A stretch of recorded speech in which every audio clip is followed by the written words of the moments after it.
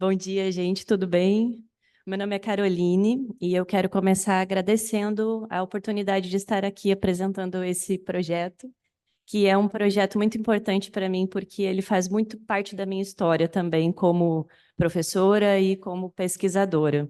Gostaria de agradecer aí a organização do evento, né, pela oportunidade de estar aqui e também agradecer a presença de todos que estão aqui falando sobre esses temas tão importantes, né? Então, o nome do projeto é Meninas e Mulheres nas Ciências. Ele é um projeto de extensão e é um projeto que tem aproximadamente 3 anos. Ele começou ali um pouquinho depois da pandemia.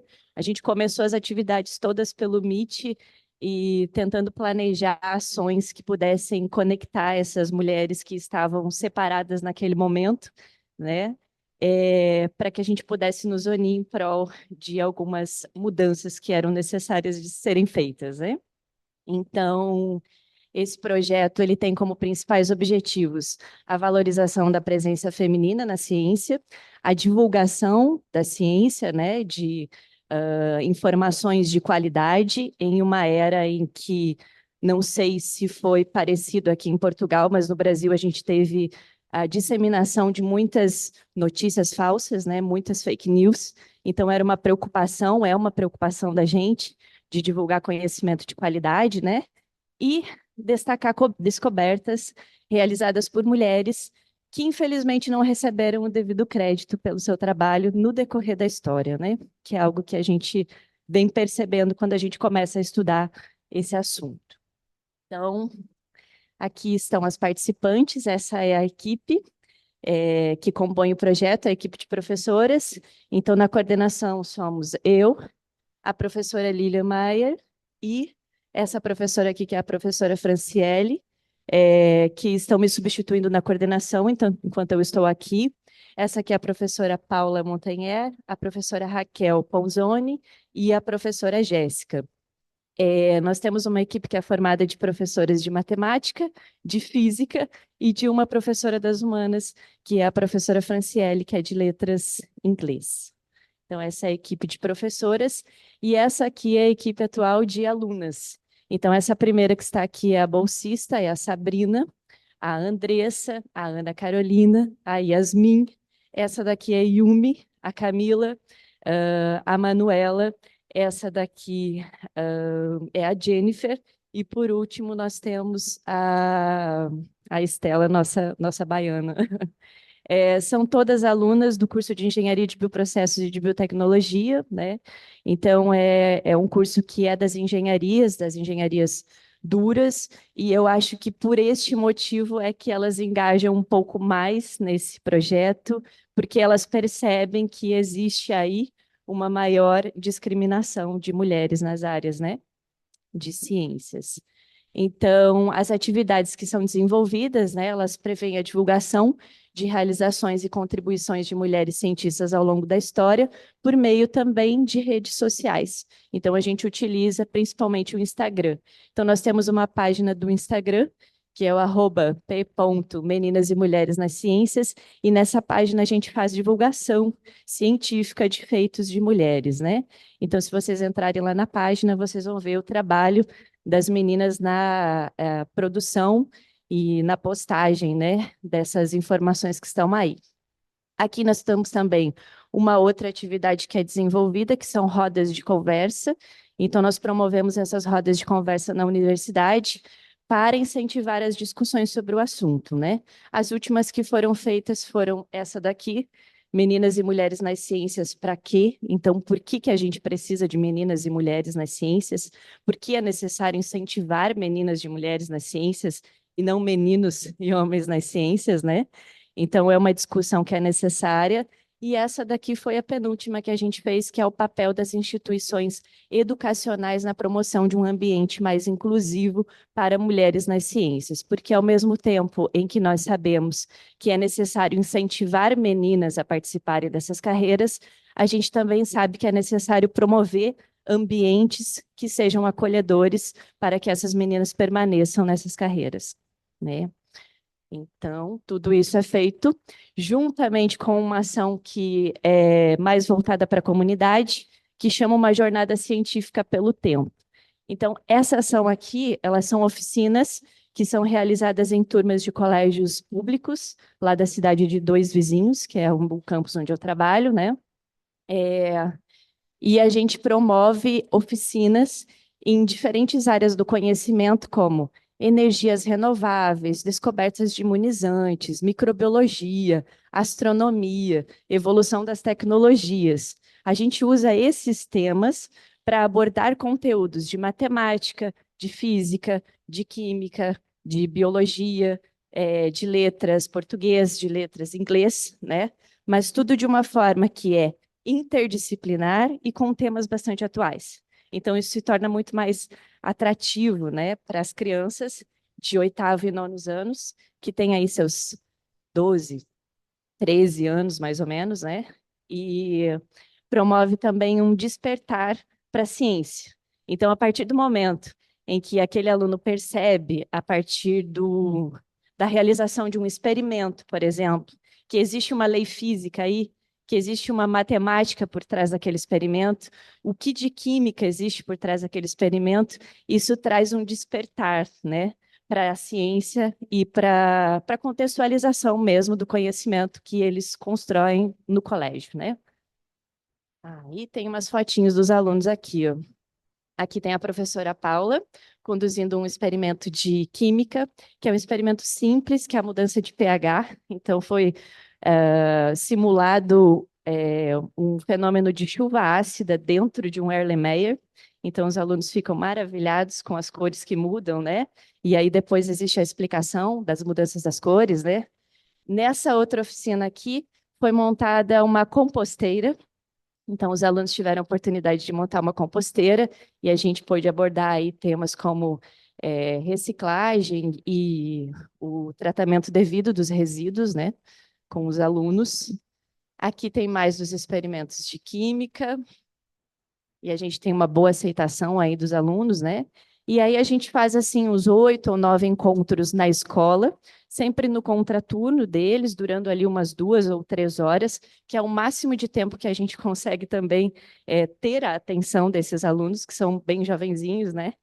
Então a gente precisa trazer muita atividade de mão na massa mesmo, para eles fazerem mesmo, para conseguir, né, ter essa atenção deles. E aí, na última semana, a gente leva eles para a universidade para ter um dia de cientista. Então, a gente pega emprestado jalequinhos dos nossos alunos e a gente veste eles de cientistas e eles têm a oportunidade de realizar os experimentos nos laboratórios da UTFPR. Aí eles conhecem a estrutura da UTFPR também, a gente leva eles para as salas de aula, a gente leva eles para almoçar no restaurante universitário, para eles terem essa experiência de universidade por um dia, né? E para também despertar essa vontade de ir para a universidade e serem nossos futuros alunos, né? E aí, aqui mais fotinhos deles, participando agora dos experimentos lá na UTFPR. E é isso.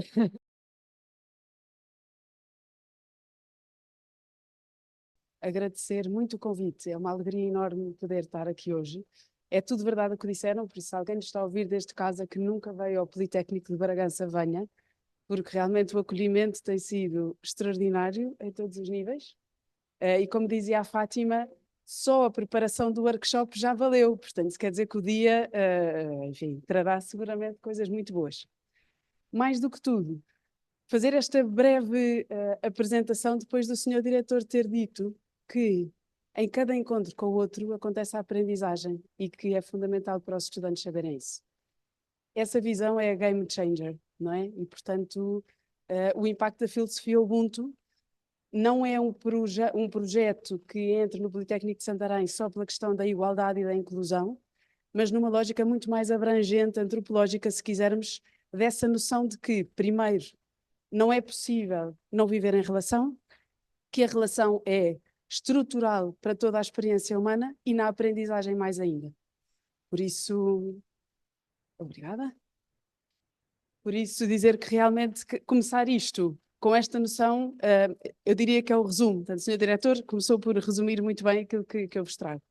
Então, o que é que nós temos? De há uns anos para cá, por questões circunstanciais, O IPAV, já vos vou falar brevemente quem é, tornou-se um parceiro estratégico do Politécnico de Santarém, através da Academia de Líderes Ubuntu. O que é esta filosofia Ubuntu? Ubuntu combina dois termos, de um dialeto em que tu significa pessoa e Ubu significa tornar-se. E então esta filosofia significa na prática, traduzido para aquilo que tem sido a filosofia Ubuntu, eu sou porque tu és. Portanto, nós só nos realizamos, nós só nos desenvolvemos, nós só atingimos o nosso pleno potencial na relação com o outro. Portanto, mesmo na relação com nós próprios, não podemos ser nós se não for na relação com o outro. E isto é uma coisa que traz uma consciência fundamental a todos os níveis do desenvolvimento do humano, mas eu diria que no período universitário em particular.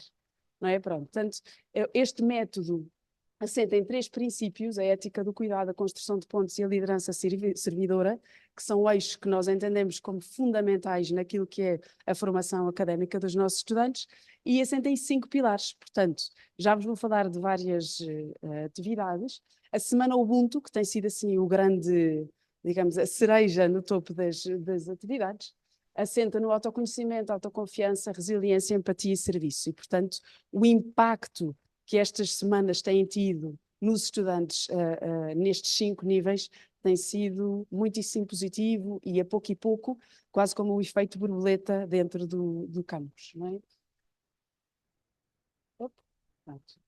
Como dizia, a Academia de Líderes, o Ubuntu é um projeto do Instituto Padre António Vieira. Eles têm uma série de programas para oferecer. Nós já realizámos 4 programas diferentes com eles. Eles estão ligados também agora, não sei se já ouviram falar, ao Relational Lab. Diz-vos alguma coisa? Sim. Então depois poderei falar sobre isso para não estar aqui este tempo.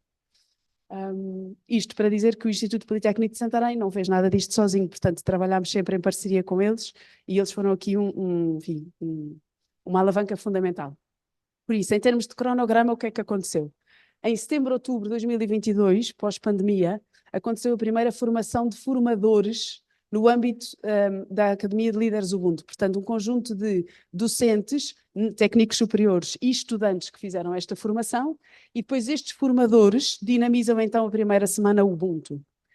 Depois, o ano passado, no âmbito do primeiro programa financiado, no âmbito do PLCH de Promoção de Sucesso e Prevenção do Abandono, nós o que é que implementámos? O Laboratório de Mudança, a formação de formadores e a Semana Ubuntu e ainda uma atividade de capacitação no âmbito de ferramentas de tutoria. Portanto, estas 4 atividades foram realizadas com o IPAV nesse ano e o grande impacto foi exatamente a nível relacional. Isto permitiu que toda a comunidade académica trabalhasse em conjunto num projeto comum, compreendesse as dificuldades comuns, os desafios, perceber porque é que às vezes nós achamos que as outras pessoas têm só má vontade e não têm só má vontade, às vezes há problemas em departamentos distintos dos quais nós não temos ideia. Pessoas que trabalhavam no instituto há mais de 20 anos e que não se conheciam, muito menos a realidade uns dos outros. E por isso, apercebemos que primeiro, soluções complexas só são possíveis de encontrar por meio de trabalho colaborativo, e esse trabalho colaborativo só é possível acontecer numa lógica relacional de proximidade, não só de conhecimento mútuo, mas de conhecimento pessoal. Ou seja, eu vou-me transformar numa pessoa muito mais eficiente, eficaz e contributiva se me conhecer o que é que são as minhas fortalezas, as minhas fragilidades e como é que posso contribuir da melhor forma para o todo comum, não é? Por outro lado, também conhecer as minhas fragilidades e perceber onde é que a coisa é menos fácil e como é que reage em determinadas circunstâncias. Este ano já fizemos uma terceira semana. Esta terceira semana teve 2 coisas históricas, digamos assim.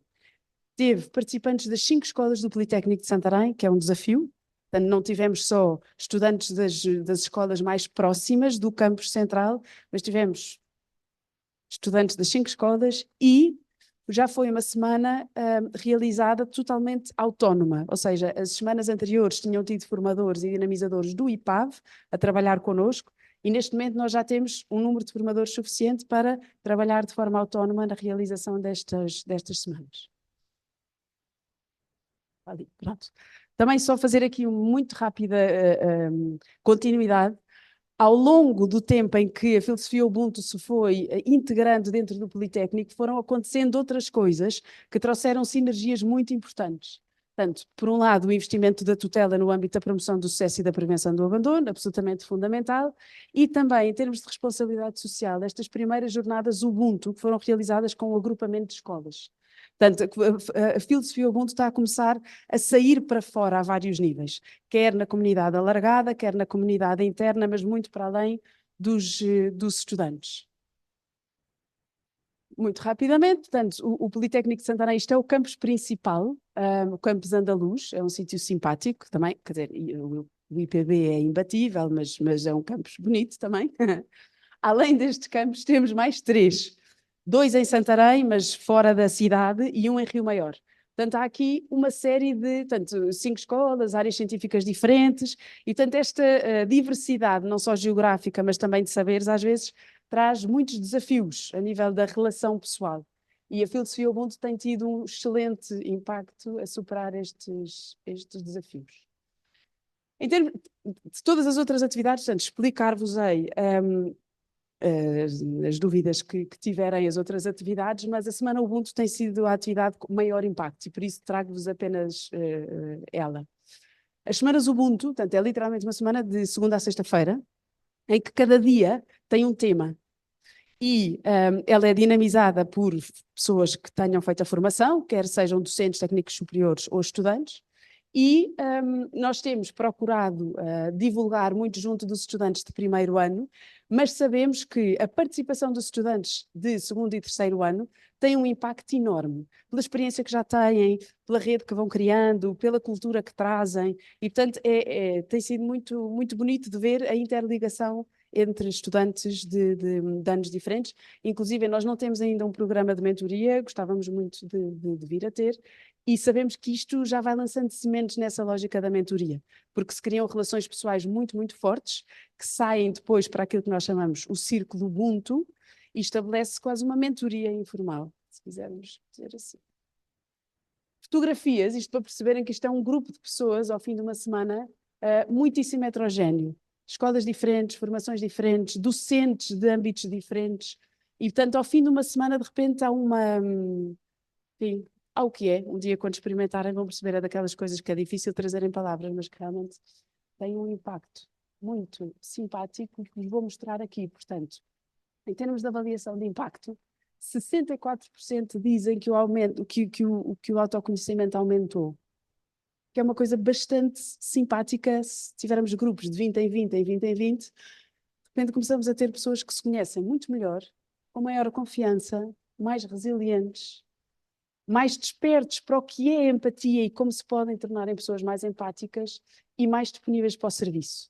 Ora, em qualquer campus, e esperamos que em termos sociais daqui a uns anos, pessoas que viveram uma experiência com este nível de impacto seguramente vão transformar o nosso mundo num mundo melhor, não é? Ou pelo menos queremos acreditar. Portanto, aqui só visualmente os mesmos resultados, portanto, um impacto bastante simpático. E depois coisas deste estilo. Mudou a minha vida, isto a nível de estudantes internacionais tem um impacto tremendo, porque aquilo que puderam ser experiências de isolamento, de dificuldade de integração, de isto só me acontece a mim, mais ninguém sente como eu, de repente percebem que outros estudantes, mesmo os que não são internacionais, têm as mesmas dificuldades e, portanto, criam-se aqui laços muitíssimo enriquecedores. Portanto, façam mais vezes. Tivemos já estudantes que pediram para repetir, alguns deles repetiram e nós não achámos que foi uma boa decisão, portanto partilho isso convosco, depois posso explicar porquê.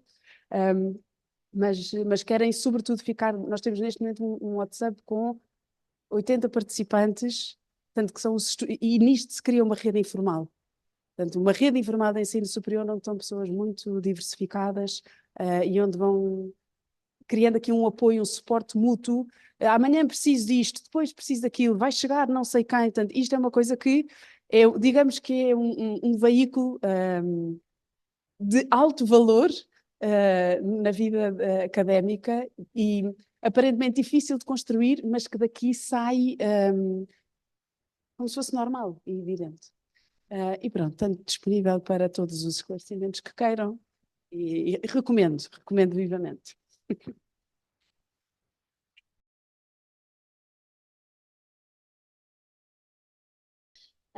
Eu quero deixar aqui um disclaimer. Eu estou em representação de uma equipa de 5, fora os muitos outros. Desculpem, eu trouxe aqui o mapa porque eu queria sublinhar a questão de que nós estamos numa ultra-periferia, em termos de muitas coisas. Quando eu digo aqui falta de sensibilidade, é em termos gerais, as coisas estão a mudar, ainda bem. Há muita falta de recursos humanos e materiais. Interessante, Bragança, como toda a gente sabe, é sede distrito. E interessante também, tem 20 instituições culturais, das quais um teatro. Num distrito, Santinha, num distrito que tem 90 instituições culturais e só um teatro. Portanto, temos aqui um imenso espaço territorial com muito pouca oferta. Portanto, este projeto não é nosso, não é do IPB, é um projeto da Câmara, com financiamento do Fundo Social Europeu, e o IPB foi prestador de serviços entre 2021 e 2023, o que significa menos de 2 anos, 22 meses. O objetivo do projeto, que foi feito pela Câmara em conjunto connosco, era tornar 5 equipamentos culturais acessíveis para todos, com enfoque nas pessoas com deficiência auditiva, intelectual, cognitiva e visual. E uma das coisas que eles colocaram no projeto e que eu achei extremamente interessante era a obrigatoriedade de ser uma metodologia ou abordagem participativa e co-criativa. Isto não é muito normal neste tipo de projetos. E estes são os equipamentos. Quem é de Bragança sabe quais são. Portanto, são muito diversos.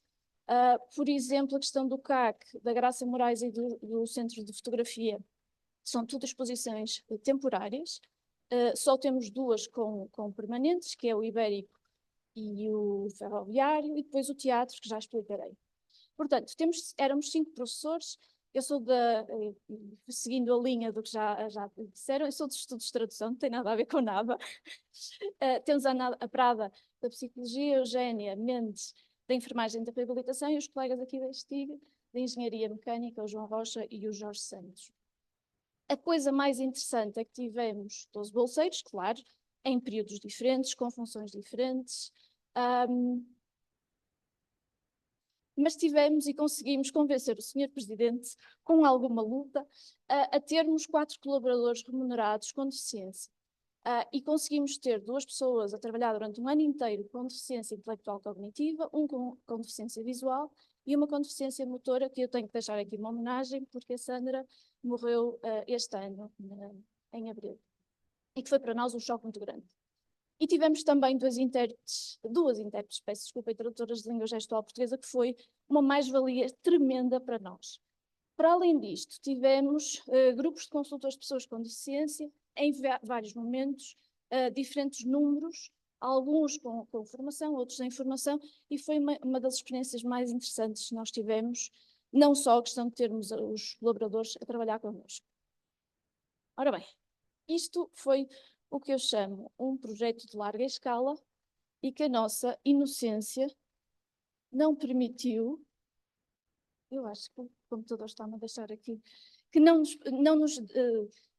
início não nos deu a ideia de que era este mundo imenso de coisas para fazer. Quando nós vemos à distância, dizemos assim, loucura total. Primeiro, o dinheiro não chegava, as pessoas não chegavam, mas conseguimos fazer o melhor que conseguimos. Portanto, eu vou rapidamente, por questão da comunicação e disseminação, já sabemos. Tivemos sempre um diagnóstico inicial, portanto, não só das instituições, como também conseguimos fazer uma outra loucura, que foi questionários em 9 concelhos da CIM, da comunidade intermunicipal, a quase 700 pessoas, que foi um número que nenhum de nós estava à espera. Depois trabalhamos especificamente nos equipamentos culturais, trabalhando recursos para a acessibilidade das pessoas com deficiência auditiva, visual, intelectual, cognitiva, depois posso explicar um bocadinho. Os eventos acessíveis no teatro foi basicamente oferecer ao vivo audiodescrição, legendagem e interpretação em língua gestual para o 8. Já explicarei. E a questão que ficou nas mãos dos colegas da STIC, como é óbvio, foi a questão da produção de maquetes, plantas táteis e réplicas, que foi outro desafio imenso. Muito rapidamente alguns resultados, porque eu não tenho tempo para dizer isto tudo. Tinha aqui mais umas coisas giras, mas vou acelerar. Portanto, nós fizemos uma avaliação diagnóstica, que agora estamos a replicar também nos espaços do IPB, aqui do campus. Fizemos o tal questionário, naqueles 9 concelhos, a 671 respondentes, com resultados muito interessantes que esperamos em breve, poder publicar, num total de 6 recursos. Eu fiz assim muito rapidamente aqui uma súmula das ações 2 e 3 e 4, que são todos os recursos que nós conseguimos produzir para os 3 grupos preferenciais. Portanto, queremos visitas para 10 exposições temporárias e 2 permanentes, queremos textos sobre os edifícios, a história, blá blá, e depois sempre em trabalho co-criativo, principalmente com as pessoas com deficiência visual e intelectual. A auditiva foi mais complicado. Na mesma, todos os recursos estão traduzidos em inglês e espanhol, estão disponíveis também no canal do YouTube, que já vos mostrarei. Aqui somos nós, o Rui Veloso, foi um dos espetáculos mais fixes, muito, muito fixe. Ele foi impecável e foi daquelas pessoas que disse: é um prazer ter aqui as intérpretes ao meu lado a fazerem a interpretação. Foi extraordinário e foi dos poucos que fez essa identificação. Portanto, nós tivemos a audiodescrição ao vivo, que era eu que fazia, com o equipamento que conseguimos adquirir através das verbas, legendagem ao vivo, que eu já vou tentar mostrar ali numa imagem, portanto, projetada na lateral esquerda, a interpretação ao vivo rotativo e colaborativo do lado direito. Ver se vocês conseguem ver. Para além disso, nós fizemos também, incluído nesta sessão acessível, uma visita tátil ao palco e também uma introdução ao áudio que dava informação mais específica sobre o espetáculo em causa. Para além de um questionário online ao público, não funcionou totalmente, mas pronto. Portanto, aqui temos o André a fazer a projeção das legendas. Aqui é a minha visão do palco, e aqui está uma das intérpretes no palco a fazer, neste caso a Helenira, e o André em cima a fazer a interpretação. Aqui, na ação 6, são os equipamentos, portanto, desculpem, são os materiais táteis. Portanto, eles fizeram a digitalização dos edifícios e do comboio através deste scanner, e depois foi feita a impressão por partes, com todos os tratamentos posteriores que eles explicarão 1000 vezes melhor que eu. Portanto, nem sequer vou passar essa vergonha de dizer mal as coisas. Portanto, aquele lá em cima é o CAC, este aqui é o ferroviário, este é o teatro, que foi giríssimo, é dos meus preferidos, e este é o centro de fotografia, Jorge do Sul. Aqui temos, não se nota muito bem, aquele lá em cima está um bocadinho escuro, mas ali temos não só a maquete, mas também a planta tátil. Aqui temos a réplica à escala do comboio, e aqui exemplo de uma das plantas táteis que eles fizeram, todas elas testadas com as pessoas cegas. Desculpem, vou passar isto à frente, isto é muita coisa. A ação 7, que também interessa, porque interessa-nos, este projeto foi tão intenso a tantos níveis que nós não queremos deixar morrer isto, e portanto daí termos começado este primeiro projeto com o IPB, mas queremos continuar.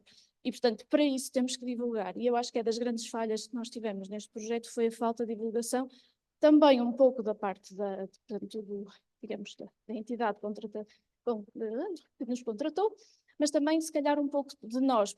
É um bocadinho como a Fátima dizia: eu nem sequer sabia que tu fazias isto, e eu, pois, está bem. Claro, às vezes nós nem nos conhecemos, nem temos tempo para trocar estas ideias. Portanto, queremos uma rede social que é o acesso IPbilidade, portanto tem ali o IPB no meio. Queremos o canal YouTube, que é o Cultura para Todos 21-21, que tem tudo quanto nós fizemos. Ainda há de ter mais umas coisinhas que prometemos terminar. Fizemos vídeos sobre as exposições e os equipamentos, graças à colaboração do Nuno Nascimento. Fizemos spots, nós não, o rádio, e estas coisas todas que foram uma dor de cabeça extraordinária. Pronto, aqui... o que é que nós retiramos? É muito, muito difícil falar de projetos com a participação de pessoas com deficiência. É raríssimo. As pessoas não estão abertas, têm alguma dificuldade em implementar esse tipo de questões. Não só, por norma, é numa fase final. Quando, e isto agora, aproveitando a minha experiência no SciComm, há uns tempos atrás, a cultura cidadã, desculpem, a ciência cidadã, peço desculpa, que podia ser cultura cidadã, implica que as pessoas participem desde o início, no desenho, na planificação e na materialização dos projetos. Isto não se vê, mas é difícil, mas pode-se aprender. Dar voz aos públicos preferenciais é, de facto, ter uma inclusão ativa. E o que é que nos permitiu este projeto? Milhares de coisas, mas, acima de tudo, muita, muita experiência.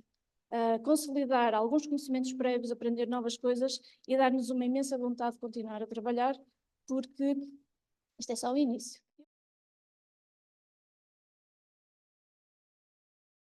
O meu nome é Inês Barbedo, eu estou aqui a representar um grupo de pessoas.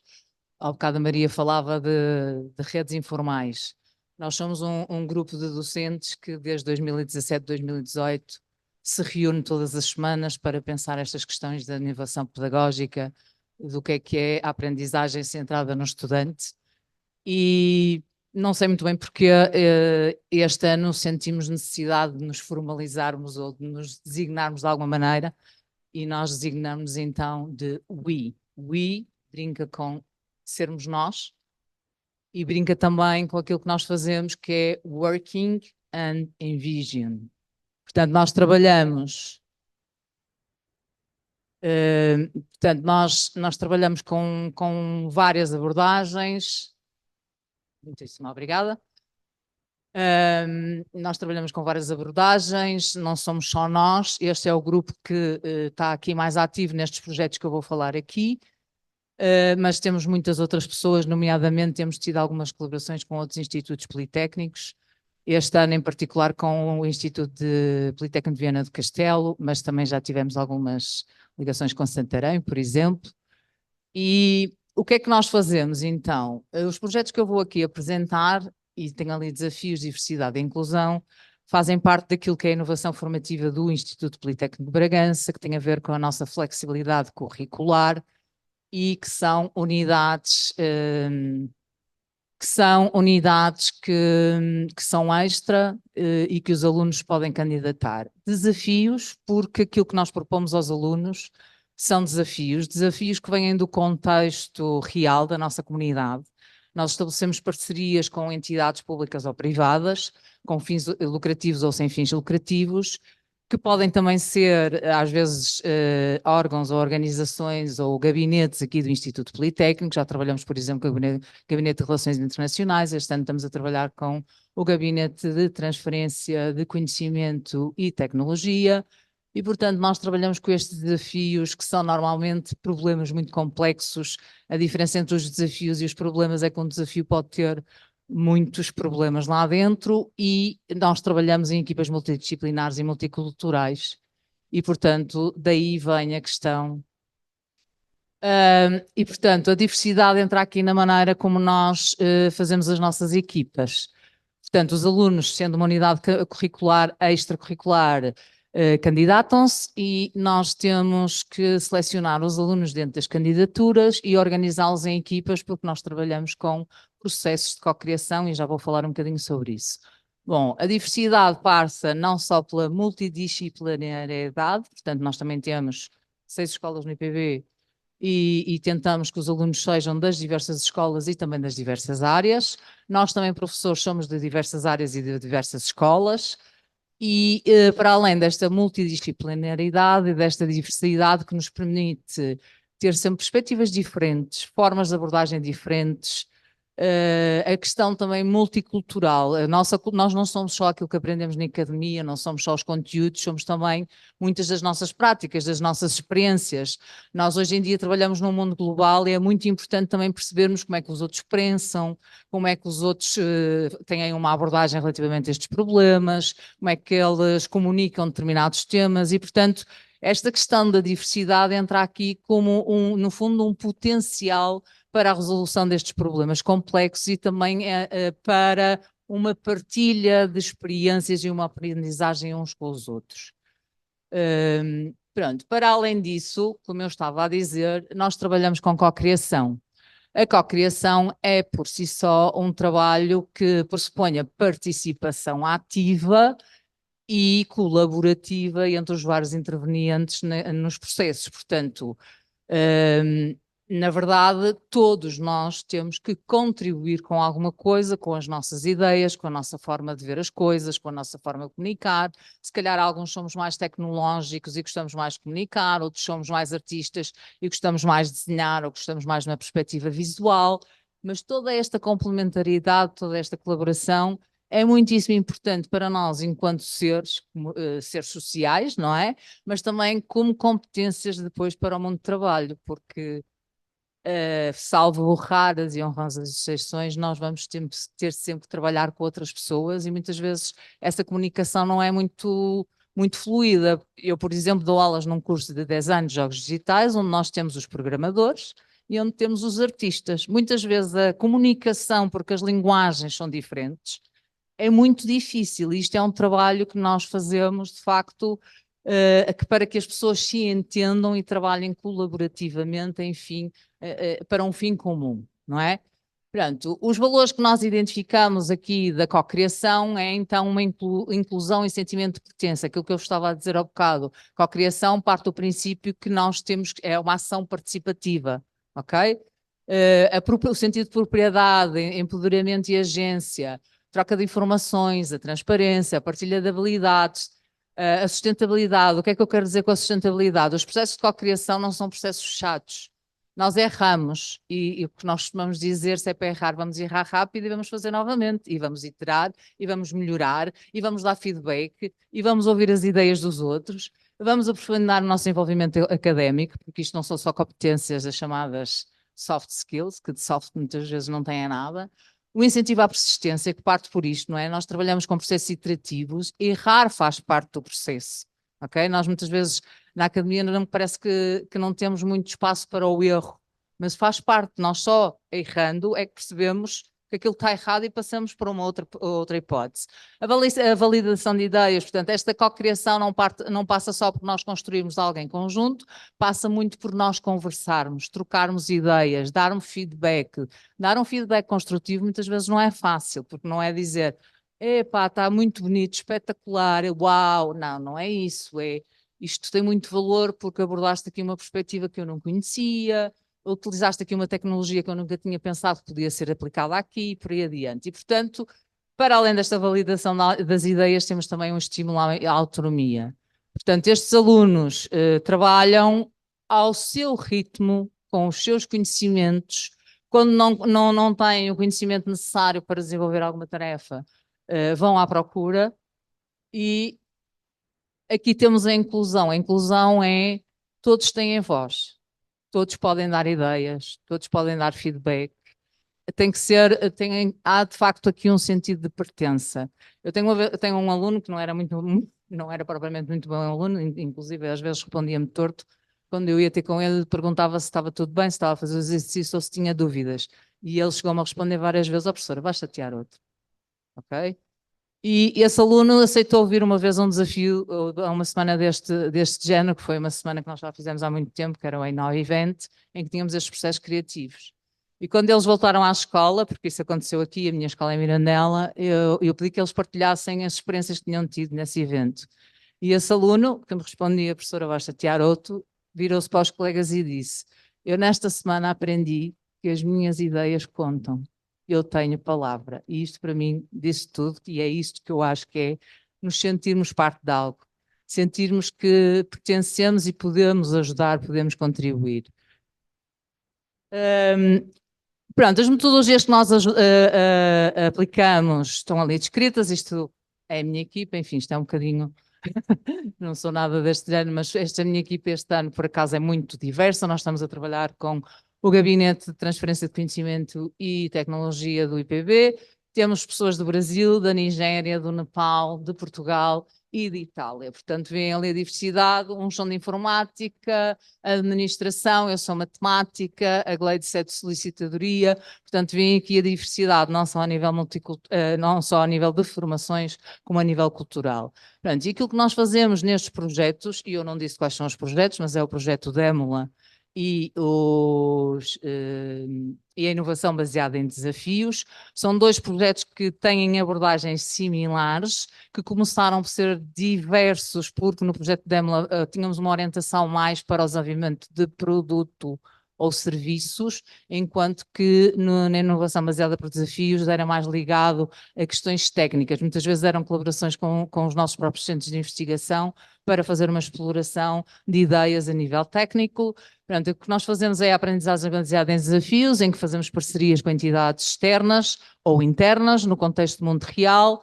Portanto, tentamos que os alunos tenham também uma experiência com empresas, com instituições, com organizações que não passem por aqueles estágios em que têm os objetivos definidos à partida, não. Aqui há uma exploração conjunta com os nossos parceiros. É um processo colaborativo entre professores, facilitadores, especialistas e parceiros. Portanto, nós, para além das pessoas que estão nos projetos, depois temos muitas contribuições ou de pessoas da indústria ou de pessoas que trabalham nos nossos centros de investigação.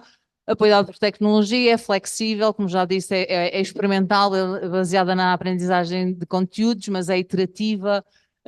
Pronto, temos obviamente que atingir metas e objetivos, mas é flexível se o fazemos numa semana, tudo num dia, qual é a abordagem que os alunos seguem. Multidisciplinar, ali falta o multicultural e com princípios de inovação e criatividade, usando também algumas ferramentas do design thinking.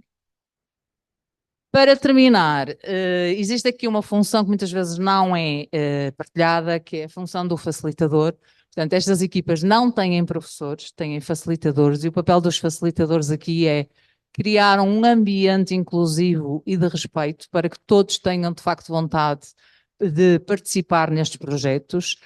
É, no fundo, guiar o grupo, a equipa, nos seus objetivos, é fornecer um conjunto de ferramentas que possam potenciar a discussão e dar voz a todos.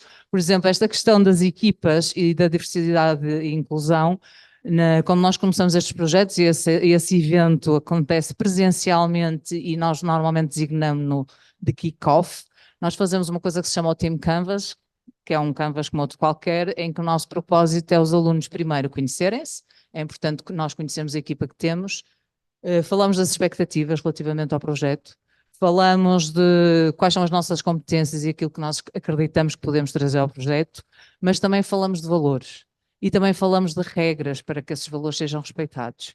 E é aqui que a equipa se começa a conhecer e começa a definir estratégias de trabalho e como é que vão proceder, e o facilitador aqui também tem um objetivo de nem sempre as coisas correm bem, é difícil trabalhar em equipa.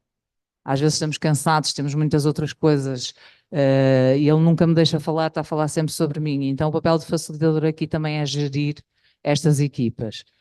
Pronto, para terminar, nós trabalhamos então com processos de cocriação e trabalhamos em ecossistemas, e esta coisa dos ecossistemas é nós ligarmos-nos à comunidade envolvente, seja através das empresas, seja através de outros professores, de outros colegas, de especialistas, e estes ecossistemas são coisas dinâmicas que estão sempre em mutação. Nós estamos a trabalhar em conjunto desde 2017, 2018, mas temos tido muitos desafios e temos participado e conhecido muita gente e temos tido muitas redes informais, felizmente. Portanto, depois, se tiverem mais perguntas sobre os projetos, poderão colocá-las. Obrigada.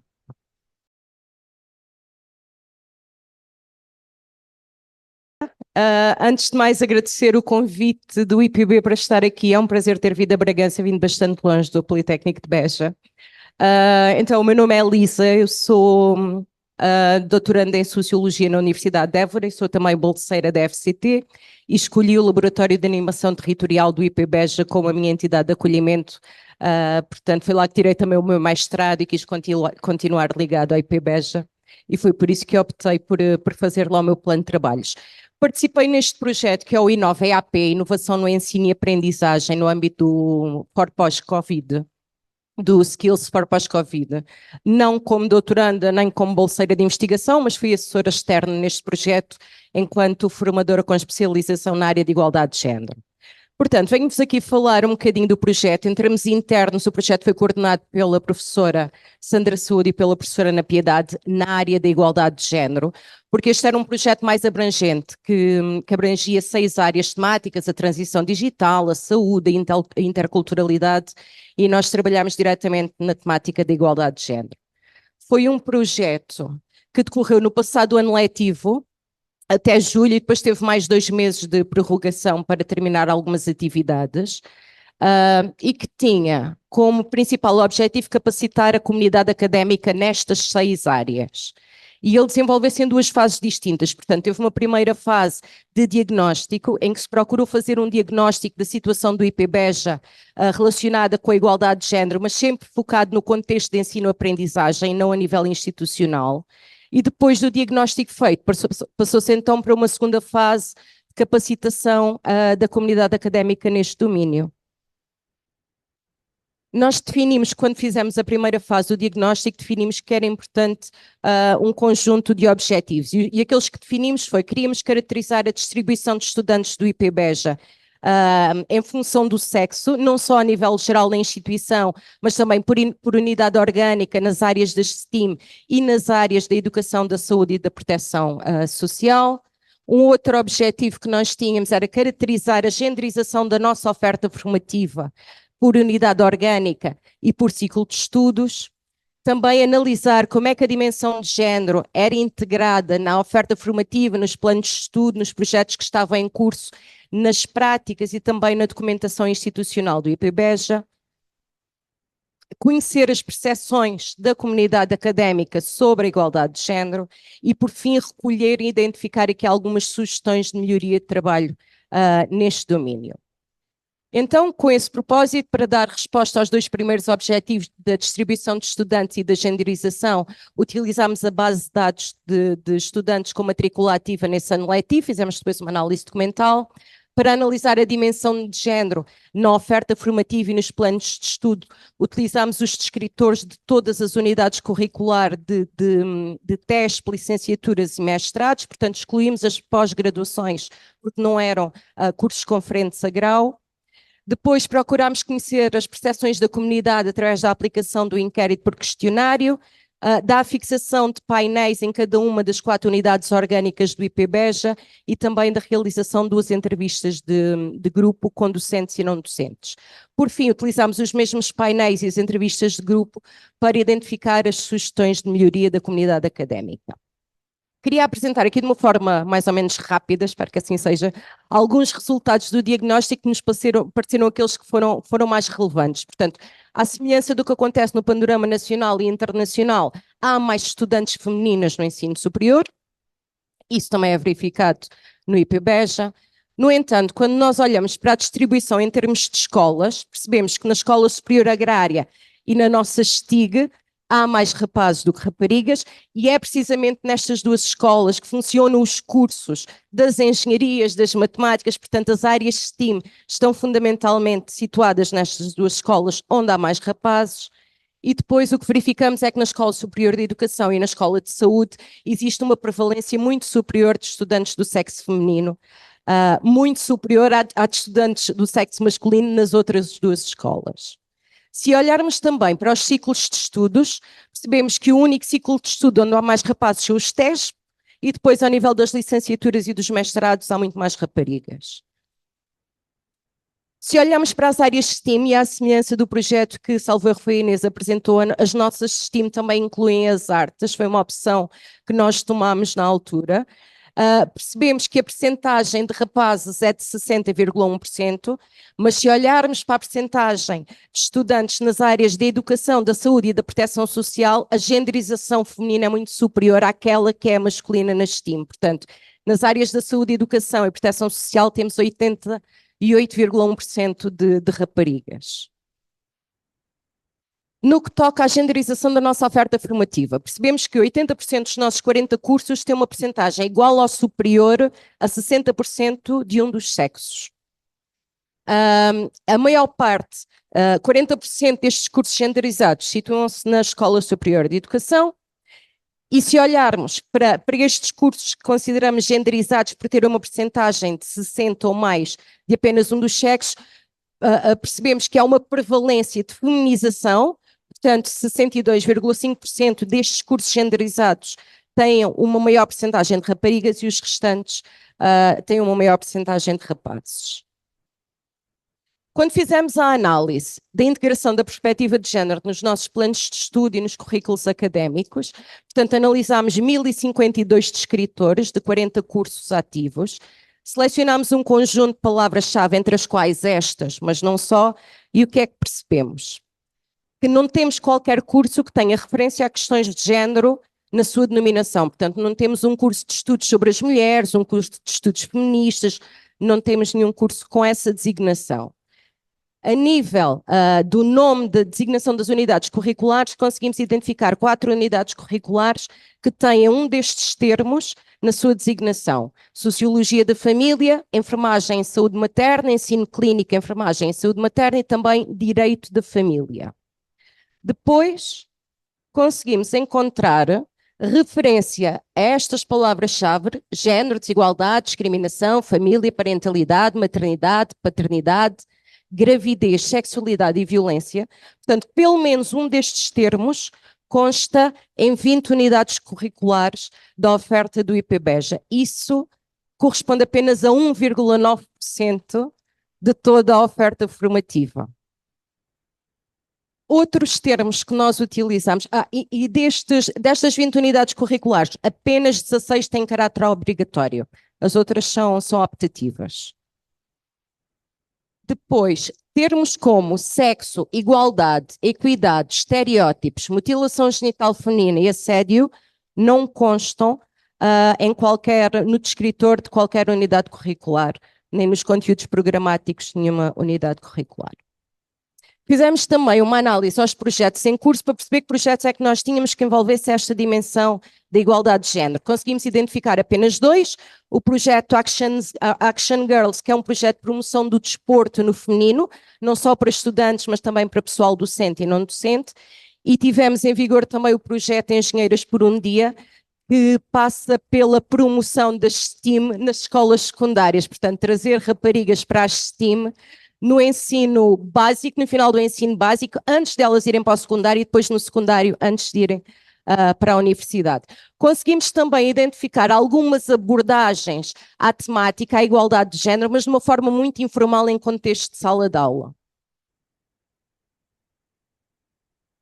Mais coisas. Analisamos 10 dos documentos institucionais do IPBEJA e percebemos que há uma referência expressa ao termo igualdade de género apenas no plano de atividades e no plano estratégico. Depois, tendo em conta aquela lista que vos mostrei anteriormente de palavras-chave, não conseguimos encontrar qualquer referência a nenhuma dessas palavras, nem nos estatutos do IPBEJA, nem nos estatutos de nenhuma das suas escolas. Também não estava no Estatuto de Estudante com Necessidades Educativas Especiais, Estatuto do Provedor de Estudante e Estatuto Disciplinar de Estudante do IPBEJA. Nenhum destes documentos fazia qualquer menção àqueles termos e reparem que todos eles estão escritos no masculino. Portanto, logo aí nós percebemos que não há uma integração muito efetiva da perspectiva de género. É o estudante, o provedor, ainda que de facto no IPBEJA seja uma provedora, que a maior parte das pessoas que estão inscritas sejam estudantes do sexo feminino. Outros dados, foi perceber que na análise à documentação que o IPBEJA ainda não tem a funcionar um plano para a igualdade de género, também não tem um sistema de gestão para a conciliação entre a vida profissional, familiar e pessoal e também não tem um código de boa conduta para a prevenção e combate ao assédio no local de trabalho. Já existe uma comissão formada para a criação do plano para a igualdade e do código de boa conduta, mas eles ainda não foram concebidos. E percebemos por toda a análise que há uma prevalência da não adoção da linguagem inclusiva em função do género. Portanto, continua a estar tudo no masculino. Às vezes, no início dos documentos, quando não é reitora, agora a presidente da Universidade de Évora é reitora. Quando a presidente faz o primeiro discurso, ela diz boa tarde a todos e a todas, mas a linguagem inclusiva termina por aí. Portanto, isso acontece muito frequentemente. Nós fazemos questão de dizer boa tarde a todas e a todos e depois morreu a linguagem inclusiva. A partir daí é tudo no masculino. Outros dados. Em relação às percepções da comunidade académica, aplicámos um inquérito por questionário a docentes e não docentes para tentar perceber quais eram os entendimentos sobre alguns termos fundamentais quando falamos de igualdade de género. Alguns dos resultados. Deste lado vão ver os resultados de estudantes, daquele lado do grupo de docentes. E aquilo que percebemos é, sobre o entendimento do termo sexo, ainda que a maioria de facto identifique corretamente, 25% de estudantes confunde o termo sexo, ou seja, não consegue identificar corretamente o que é que ele significa. 11% e 2,6% do grupo de docentes acha que sexo é o conjunto de características que determinam a orientação sexual de uma pessoa. 10,6% de estudantes do IPBEJA acha que sexo é o conjunto de características, comportamentos e diferenças sociais atribuídas a homens e a mulheres. O mesmo tipo de confusão, aliás, maior ainda, passa-se com o entendimento do conceito de género. Mais de metade do grupo de estudantes inquirido no IPBEJA não sabe o que é que significa género. 28,4%, uma percentagem ainda maior no grupo de docentes, 32,1%, acha que sexo é o conjunto de características que determina, que género é o conjunto de características que determina a orientação sexual de uma pessoa. 21% de estudantes e 7,7% de docentes acha que género é precisamente o mesmo que sexo. Quando questionados sobre o que é o feminismo, que também é um termo que cria bastante ruído, temos aqui uma percentagem de 24% de estudantes e 12,8% de docentes que acha que é o movimento que procura colocar as mulheres numa posição privilegiada face aos homens. E depois, o que quer dizer mais ou menos a mesma coisa, 22,1% e 11,5% de docentes acha que é o equivalente feminino de machismo. Portanto, este é um termo que ainda cria muito ruído. Estou atrasada no tempo, né? Tenho de despachar. Pronto, confusão também, não há um entendimento correto do que são estereótipos de género ou papéis de género. A percepções de docentes e não docentes. Consegue identificar algumas evidências de desigualdade, nomeadamente que os percursos académicos estão segregados, que há uma elevada genderização e que isso cria entraves à própria participação do sexo subrepresentado em contexto de sala de aula. Por exemplo, uma turma com muitos rapazes, em que há 3 ou 4 raparigas, dificilmente elas intervêm publicamente nessa aula. E conseguem perceber que há uma desigual participação na prática desportiva. No entanto, o grupo de docentes que entrevistamos não considera que a genderização seja um problema na qual o IPBEJA tenha o dever de intervir. Portanto, os alunos chegam aqui aos 18 anos, eles é que escolhem livremente, mas essa escolha de facto não foi livre, porque ela até aos 18 anos foi condicionada por um conjunto de representações e de práticas sociais. E o IPBEJA acha que não tem de fazer essa gestão. A violência no namoro, que é uma das principais problemáticas relacionadas com o género, quer no ensino secundário, quer no ensino superior, não é encarada como um problema de género, portanto não é sequer identificado como um problema. Há também reconhecimento por parte de docentes e não docentes de que reproduzem em contexto de sala de aula alguns estereótipos, nomeadamente se é preciso carregar alguma coisa, automaticamente chamam um rapaz, se é preciso ir tirar fotocópias que não dá trabalho, mandou uma menina. E aqui, isso leva-nos a concluir que, de facto, há muita dificuldade, até pela parte de docentes e de não docentes, de perceber não só o que é a igualdade de género e o que se pretende quando se fala de igualdade de género, como de identificar assimetrias e desigualdades existentes. Portanto, se não forem identificadas, dificilmente serão combatidas. As sugestões de melhoria apresentadas passaram sempre pela necessidade de formação e de sensibilização. Aqui vocês podem consultar o diagnóstico que foi feito e, muito rapidamente, deixámos um conjunto de prioridades de intervenção e de recomendações nesse diagnóstico. Mostrar-vos aqui muito rapidamente a segunda fase deste projeto, que foi a capacitação. Portanto, em termos de capacitação, fizemos 9 ações para estudantes, 6 ações de 6 horas cada sobre igualdade de género, a vários tipos de turmas, portanto, turmas de educação básica, maioritariamente femininas, turmas de engenharia informática, maioritariamente masculinas. Fizemos uma sessão específica também de 6 horas sobre igualdade de género em territórios empobrecidos, como é o nosso, especificamente direcionada para o mestrado em Serviço Social, e fizemos 2 workshops a que dei o nome de Ela Estava a Pedi-las, desconstruindo discurso em torno da violência contra as mulheres, em que nos focávamos nas questões da agressão sexual e da violação. Para docentes e não docentes, fizemos 2 ações de 25 horas cada, que no total contaram com quase 50 docentes do IPBEJA, sobre igualdade de género, identidade de género e orientação sexual, porque percebemos, dada a dificuldade de entendimento de sexo e género, identidade e igualdade, que havia essa necessidade de estender as questões da igualdade de género também à identidade de género e à orientação sexual. E depois, mais uma ação de apenas 3 horas sobre características sexuais e identidade de género. Para a comunidade em geral, fizemos um seminário de 2 dias sobre igualdade de género e diversidade cultural, e um workshop sobre a desconstrução de estereótipos de género. E, portanto, foi isto. Muito obrigada.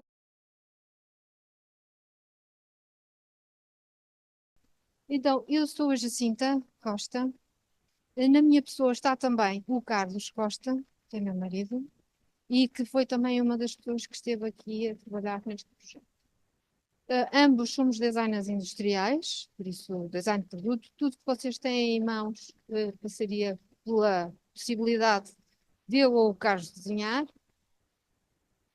E neste projeto também esteve outras duas pessoas que, infelizmente, uma delas não pode estar cá comigo, que é o Filipe, e a Sónia Cerqueira, da Cercimac, que teve a gentileza de me acompanhar e que depois responderá ela às vossas perguntas, porque eu preferia até que fosse ela. Às vezes eu consigo. Pronto, eu venho-vos apresentar o projeto, não. Não, trago-vos essencialmente imagens sobre o projeto e vou-vos mostrar um bocadinho da metodologia, que envolve a metodologia do design, mas outra que eu desconhecia. Não é um projeto que apareceu assim, vamos fazer isto, foi financiado, não foi bem assim, eu explico um bocadinho mais. Pronto, então eu fiz isso. Não se esqueçam disso, está bem? É importante vocês saberem. Então, eu trago assim aqui algumas coisas que nos têm guiado aqui institucionalmente, em específico para os alunos de artes e de design, tem sido um compromisso tanto da coordenação como da direção do curso, que esta questão da cooperação internacional, institucional com a comunidade. Posso ter ela aqui, perto de nós, no território internacional, por isso tenho tido a possibilidade com os meus alunos de trabalhar com uma série de empresas, instituições e afins, e afins, e afins. O que é que nós temos sentido? É claro que estes desafios reais, por isso eu tenho a capacidade de criar uma qualquer proposta de trabalho para daqui a 100 anos, mas é num sentido imaginário, certo? Ou tenho a capacidade de simular algum desafio, mas não é a mesma coisa que nós estarmos a trabalhar para uma realidade em proximidade com eles. Isto tem-se mostrado, penso que alguns daqui concordarão comigo, é um elemento claramente de facilitador e que imprime uma certa dinâmica para a aquisição dos conteúdos e que melhora claramente depois as competências dos nossos alunos como futuros profissionais. Por isso, nada de novo até aqui. Tem sido igualmente retratado que aumenta na nossa área, pensarmos de forma muito criativa, crítica. Podemos, assim, compreender, não os aspectos específicos, mas também compreender a questão global, uma percepção holística de qualquer coisa, e, claro, esta interdependência de múltiplas perspectivas. Nada de novo até aqui ainda, não é? Pronto, por outro lado, mostro-vos uma coisa que me tem preocupado imenso, a mim e ao Carlos, e aos meus filhos também, preocupa-nos imenso. Em específico, eu sou docente e tenho o compromisso de ensinar os alunos a aprender alguma coisa. E eu tenho esta capacidade, vou pôr isto muito aspas, tenho o poder de decidir também como é que eles aprendem, de que forma, e posso até, na minha área, ir buscar particularidades que eles são mais motivados ou estimulam um bocadinho mais. Neste momento, eu como pessoa, preocupa-me imenso uma série de desafios sociais que enfrentamos, nomeadamente aqui no Instituto Politécnico, que é uma pequena amostra do que à partida está a acontecer no nosso país e depois internacionalmente, e uma das questões que eu tenho colocado a mim e o Carlos de igual forma é como é que a minha área, e no meu caso é o design, como é que a minha área consegue resolver, ou como é que eu consigo abordar questões, desafios sociais através da implementação destes desafios inerentes a conteúdos programáticos. Isto tem assim sido, temos tentado ensaiar alguma coisa, assim, mas não sei se temos feito bem ou mal, mas temos tentado fazer assim. Eu penso que mais alguns colegas também estão assim, neste sentido, e é aqui, desculpem, que aparece o nosso projeto não. Tem aqui para trás. Pronto, o nó parte de um desafio de uma pró-presidente, chamada Vera Leves, que esteve aqui connosco até há pouco tempo, e a missão da Vera, vou eu dizer isto, porque tenho trabalhado assim em parceria com ela, é estratégica. Por isso, os pró-presidentes têm em si uma alçada estratégica. E eu penso que a visão da Vera é ativar algum recurso humano que colabora com uma estratégia do IPB no terreno e nós, professores, alunos ou comunidade académica, somos de facto aqueles que temos a prática. Por isso a Vera telefonou-me, disse: Jacinta, eu sei que és muito criativa, o Carlos também, eu tenho aqui uma pessoa que me tem falado de um projeto, que é o Filipe, que tem a carpintaria Mão Freita, que é sediado em Macedo, eu não conhecia, já tinham tido lá alguns alunos a fazer alguns trabalhos, mas num sentido muito mais longínquo, não em proximidade com o empresário. Trabalha no Macedo e tem-me falado de umas coisas que ele quer fazer. Isto está um bocadinho acelerado para mim. Pronto. Então, o que é a carpintaria? Disse-me ela. Faz móveis, está em Macedo, é uma unidade empresarial de referência, produz para todos os lados e está com um problema grave, que tem ali uma série de desperdícios que não sabe o que fazer aquilo, mas também queria meter uma instituição, também lá de Macedo, chamada Cercimac, que eu não fazia ideia o que era naquele momento, e que a Cercimac disse-me cuida de pessoas que têm múltiplas deficiências cognitivas, ajuda-me, Sónia, múltiplas deficiências. E a equipa técnica tem em si o objetivo de cuidar destas pessoas e incluí-las na questão da sociedade e, para além disso, tentar que elas se valorizem pessoalmente. Corrige-me se eu estou errado. Disse-me ela, eu perguntei a Cercimac, não faço ideia o que isto é. Pronto, eu assim, está bem. E depois os meus alunos de arte e design, terceiro ano, finalistas, que normalmente o projeto em design está sempre ligado com uma empresa. Por isso, todo este enquadramento era um objeto muito apetecível para nós termos este projeto. Não sabíamos ainda bem o quê dentro da disciplina de projeto e design. Eu sou designer, sou pragmática, por isso produção em série, estão a ver, programo coisas para fazer em série, aos milhões, por isso o método é uma coisa, para quem não sabe, design é um método, por isso temos multifatores que vamos criando em torno a isso. E então a primeira coisa que eu disse foi ir conversar com estas pessoas, certo? E então qual era o desafio?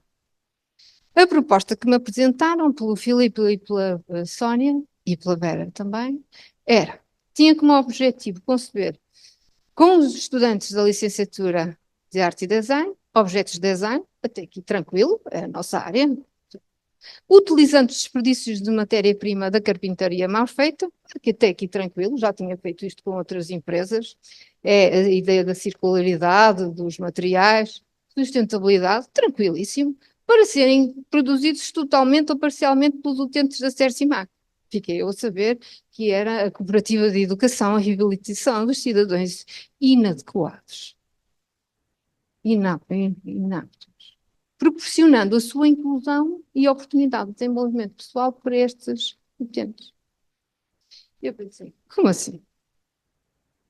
Mas são eles que vão produzir? Eu estou habituada, sou designer industrial, já vos disse, trabalho por máquinas. Por isso, analiso a empresa diz-me uma linha de produção e a partir daí os meus alunos concebem uma peça que é cortada aqui, colada ali, envernizada ali e vendida acolá, certo? Pois o máximo que eu faço é a ideia da circularidade, tranquilo, para mim, faço isto há imenso tempo. E agora pensar que são estes utentes que vão produzir, cada um deles com características muito específicas. O que é que nós fizemos? Eu disse que sim à Vera, não é? Pronto, está bem, Vera, vamos tentar. Não prometo, é assim, nunca fizemos nada disto, vai ser difícil, os alunos estão aqui em arte e design, vamos ter que os levar, vamos ter que ver, não prometo, certo? O que é que me alertou aqui claramente a ideia do desafio?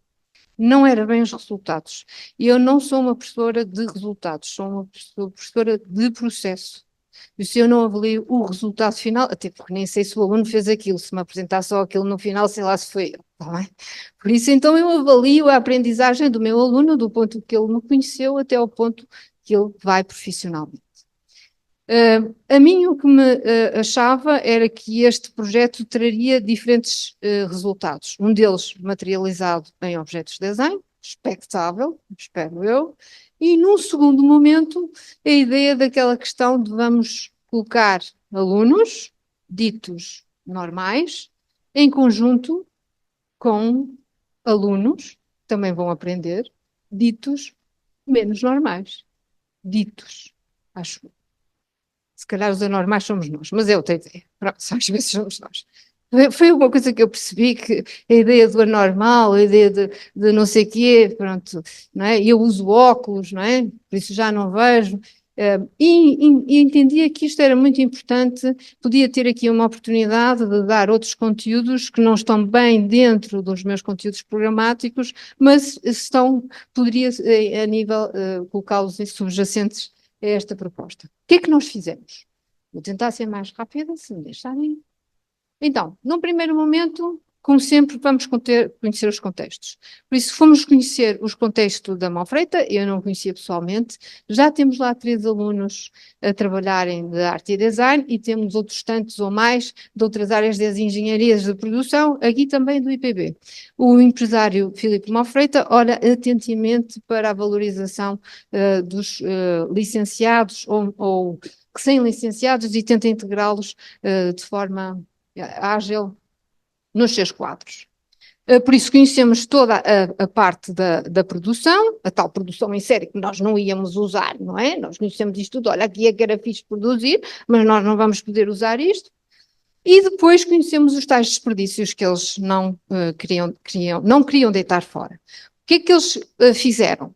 Antes de mim esteve lá um colega daqui da STIG, o João Coelho, que trabalha em colaboração aqui com o CEDRI, e que fez uma aplicação que mede os desperdícios, os coloca com as medidas dentro de uma plataforma. Por isso, os meus alunos online podiam aceder a todos os pedacinhos de madeira que tínhamos lá para criar. Por isso, a ideia era pegar nestes desperdícios, que o máximo que poderia acontecer era irem para a caldeira para produzir calor, no inverno, e projetar peças de design para isto. Eu tirei-vos ali aquele manifesto da Manfreita que olhamos atentamente para a ideia do valor social que a Manfreita quer implementar. A seguir, conhecemos mais, não é? Havia de todos os tipos de desperdícios, brutos, limpos, etc. E os nossos alunos foram escolhendo os desperdícios que queriam usar. Alguns deles tinham 20 peças, outros tinham 100 peças, outros tínhamos uma peça. E eles, nesta viagem pela Manfreita, foram escolhendo: eu quero trabalhar com isto, quero trabalhar com aquilo. Não sabiam bem o que é que iam fazer, mas a matéria apelava a eles. Seguidamente, fomos conhecer a instituição CERCIMAC e fomos conhecer então quem é que ia trabalhar connosco. Descobrimos que eles já faziam uma série de tarefas na ideia da madeira e tinham em si já algumas questões até bem ágeis no que diz respeito a esta característica. Fomos conhecendo também outras competências, certo?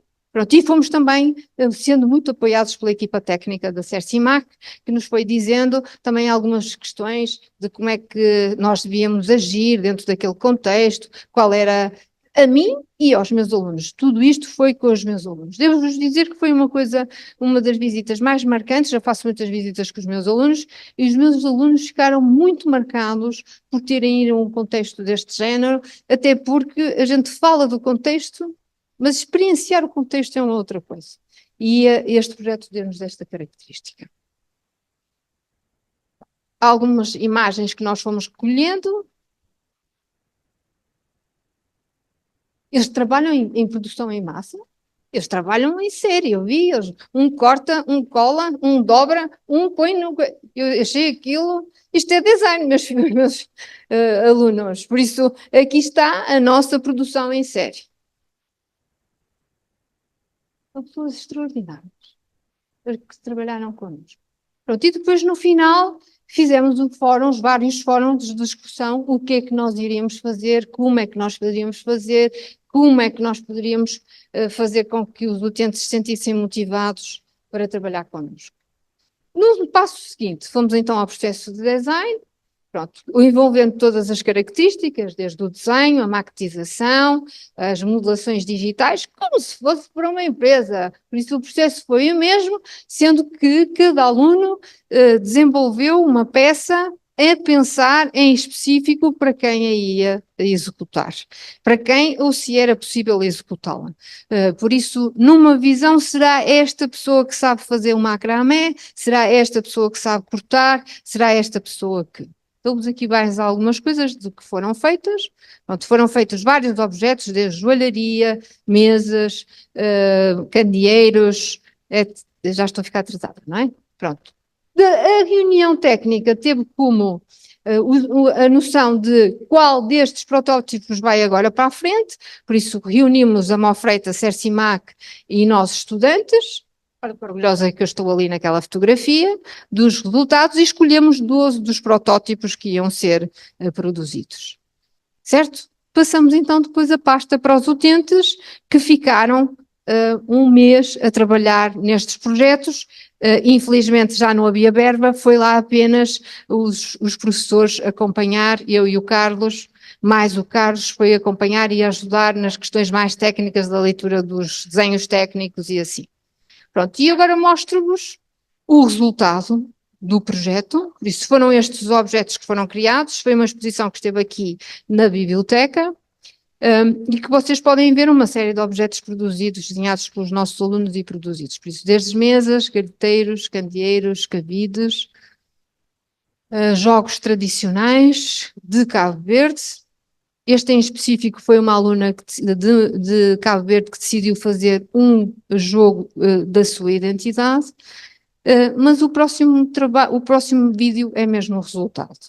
E o que é que nós fizemos a seguir? Por isso, houve aqui um espaço em que a equipa esteve a desenhar, outra a produzir e depois tinha que haver um encontro e trouxemos aqui, com a ajuda da Cercimac, os utentes, e há aqui uma clara ligação entre o criador e quem contribuiu de forma direta ou indireta para a produção dos objetos.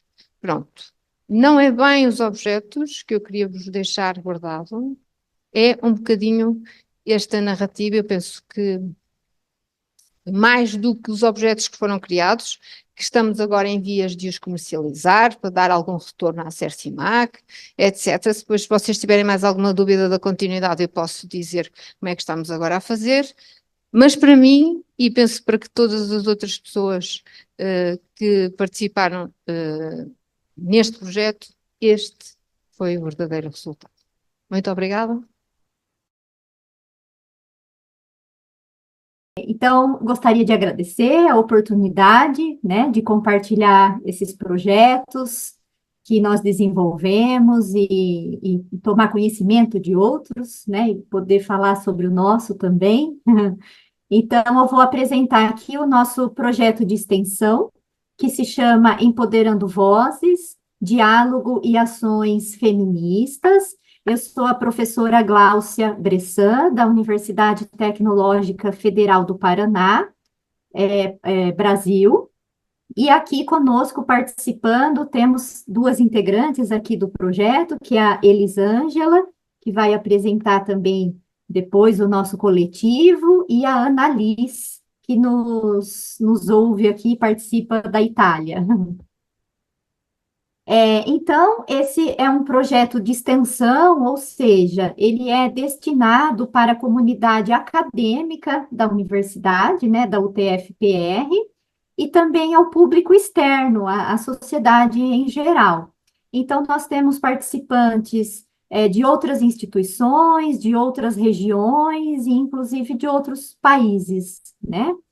E dentre os seus vários objetivos, vou destacar aqui os principais deles, que são os seguintes: promover o debate acerca dos processos decorrentes do machismo, como um sistema de opressão, como uma cultura de inferiorização, invisibilização e subordinação da mulher em função do patriarcado, e como estes afetam a vida em sociedade, em especial a vida das mulheres. Também desnaturalizar estereótipos e crenças impostas pelo sistema e pela sociedade por meio do conhecimento e da educação. O conhecimento é realmente libertador. Esse projeto de extensão se propõe a discutir gênero com o intuito de desnaturalizar preceitos machistas e evidenciar feitos de mulheres ao longo da história, a fim de combater a cultura da invisibilização e silenciamento feminino, proporcionar um espaço de reflexão e de troca entre a universidade e a comunidade, e discutir situações enfrentadas por mulheres, especificamente. Então, aqui nós pretendemos propiciar, junto à comunidade acadêmica e externa, uma cultura de respeito aos direitos das mulheres.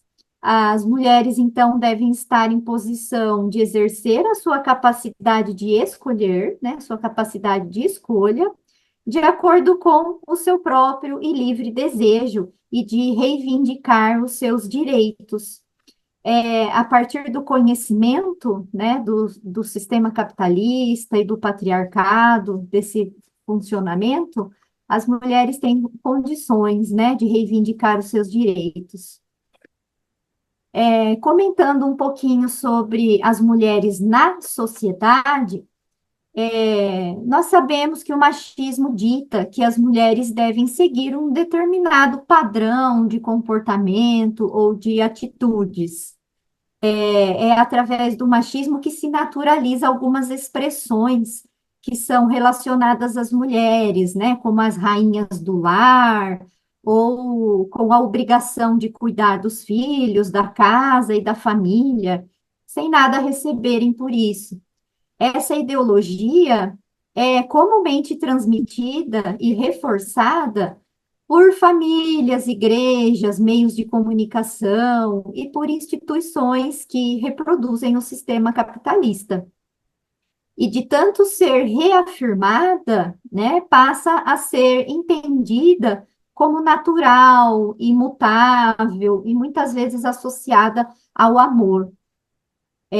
A desconstrução dessas crenças é realmente urgente para a diminuição da desigualdade de gênero e para a construção de uma sociedade mais justa e igualitária. E agora, considerando as mulheres no mercado de trabalho, na ciência, né, especialmente nas ciências exatas, né, eu sou do Departamento de Matemática da UTF-PR, então, como inclusive foi dito aqui, né, na primeira sessão, antes do café, os estudos trazem que a sociedade vai cultivando crenças do tipo, isso é coisa de menino, mulheres são assim, essa profissão não é para mulheres, ou essa profissão não é para homens, né? Então, expressões que deixam as mulheres sempre em posição de cuidadoras, de servidoras, devendo sempre uma submissão, uma obediência a um determinado padrão de comportamento e sendo assim frequentemente violentadas pelo sistema, né? Então, isso é uma construção social. E diferentes estímulos recebidos por mulheres e homens interferem nas vivências e nas escolhas, como, por exemplo, a oferta de brinquedos desde a infância, que foi comentado aqui também na discussão anterior, né? Para os meninos são mais oferecidos brinquedos que estimulam a criatividade, jogos, né? Enquanto para as meninas são mais oferecidos brinquedos que se relacionam ao cuidado, bonecas, miniaturas de coisas de casa, né? Brincar de casinha.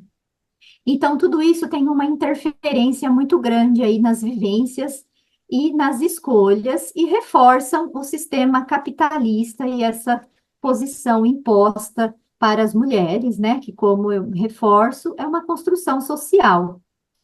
E a universidade, por ser, né, um espaço plural, é um espaço que deve prezar pela igualdade e pelo respeito dos direitos humanos e deve desenvolver atividades que propiciem espaços para diálogos e conscientização.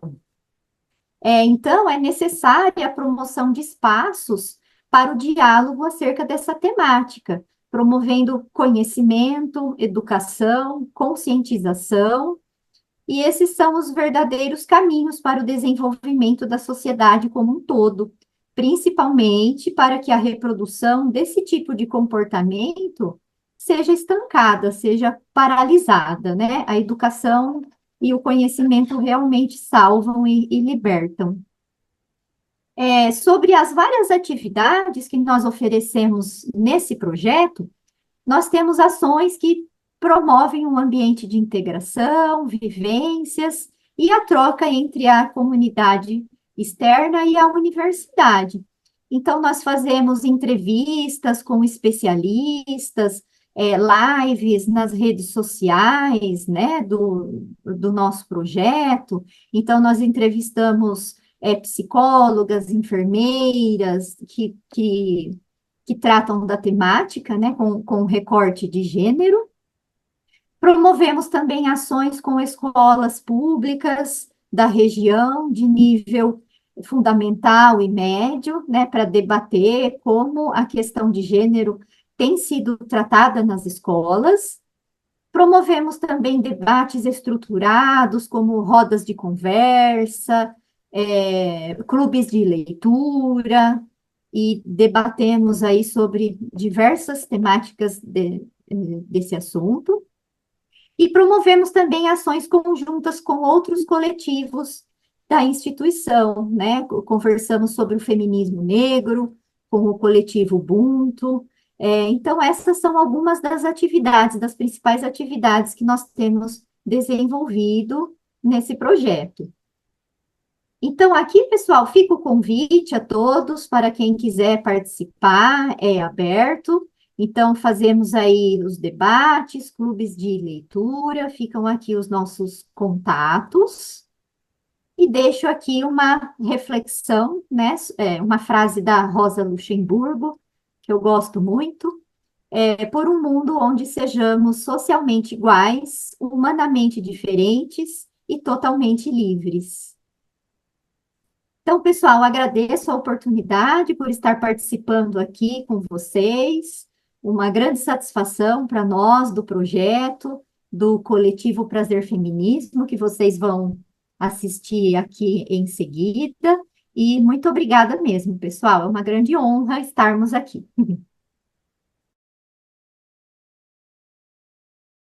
Bom, eu sou a professora Elisângela Lise, trabalho junto com a professora Gláucia Bressan na Universidade Tecnológica Federal do Paraná.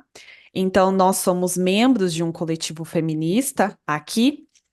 É importante a gente falar que aqui nós estamos numa universidade majoritariamente masculina, tá? Como é uma universidade tecnológica, nossos cursos são da maioria de exatas. Eu sou cientista de dados e estatística, a Gláucia é da matemática aplicada e matemática de formação.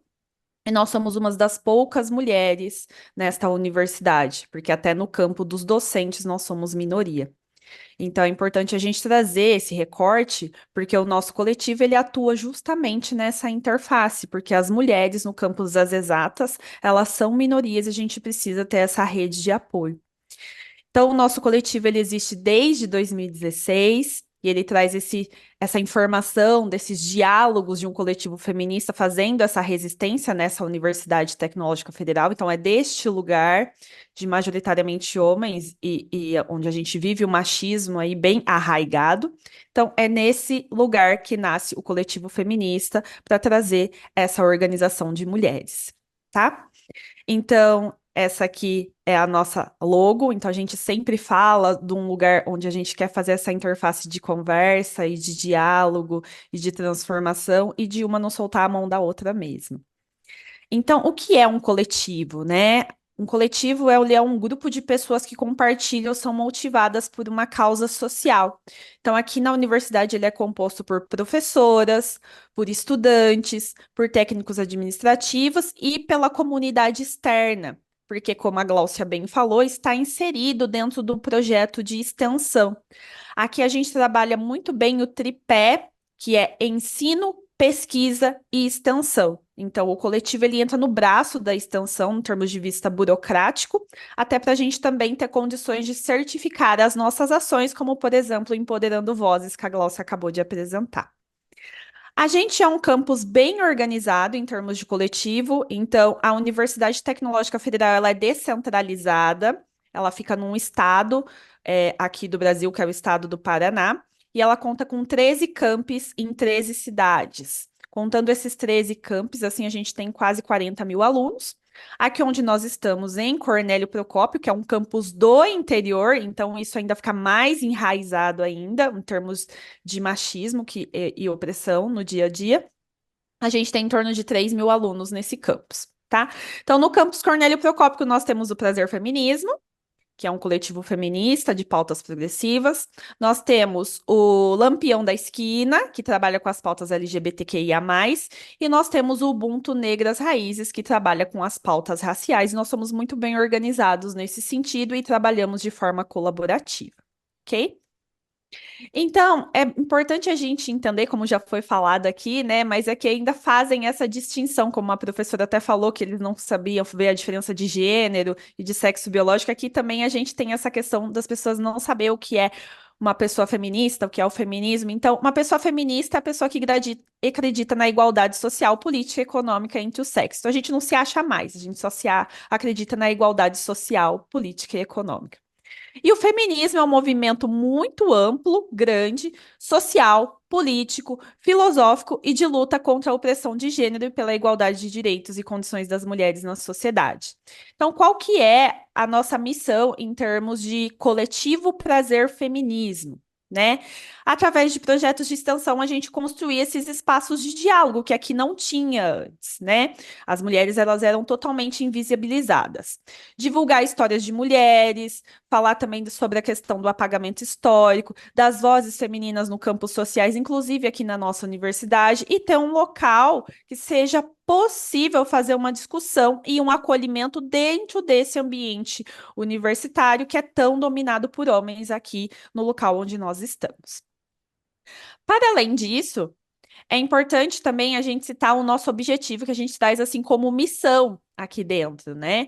Porque como as pautas elas vêm sendo desmontadas aqui no Brasil por contextos sociais e políticos, então quando você fala que você é feminista, você já carrega uma bandeira que para eles não é positiva, é uma bandeira negativa. E o nosso objetivo é promover isso, porque a universidade, para além do conhecimento técnico estruturado, ela precisa trazer esse conhecimento e esse arcabouço social. Então, o nosso objetivo é promover essa conscientização, essa informação por meio da educação, para que seja possível romper esses paradigmas, proporcionar igualdade e estancar essa reprodução de comportamentos sociais que inferiorizam e oprimem as mulheres, tá? Dentre as atividades realizadas, a gente trabalha com uma gama enorme de atividades, tá? Então, a gente tem as pesquisas acadêmicas e os artigos científicos.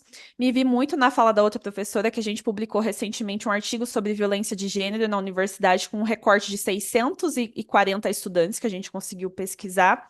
E falava-se muito como eles veem essa violência. Então, a gente promove pesquisas acadêmicas, artigos científicos. Então, essa é a nossa linha de pesquisa.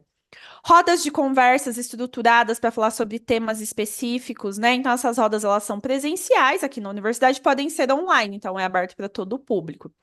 A gente faz lives e entrevistas com especialistas, né? Então, recentemente a gente trouxe uma sobre capacitismo com uma profissional da área de enfermagem, que foi uma live muito rica em termos de aprendizado.